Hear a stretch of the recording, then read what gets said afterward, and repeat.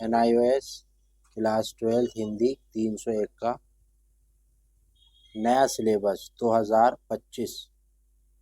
तो मैं आपको बता रहा हूँ 2025 में ये नया सिलेबस।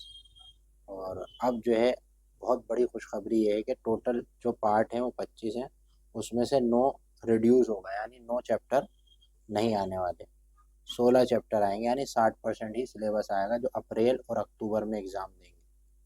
ये लेसन नहीं आएंगे, पहला, चौथा, छठा, 11वां, 12वां, 15वां, 18वां और 19वां, ठीक है, और 22वां।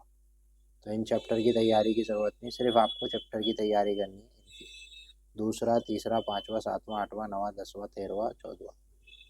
और आपको 16, 17, 20, 21, 23, 24, 25 इन सब चैप्टर की तैयारी करनी है, बाकी किसी चैप्टर की तैयारी नहीं करनी, ठीक है।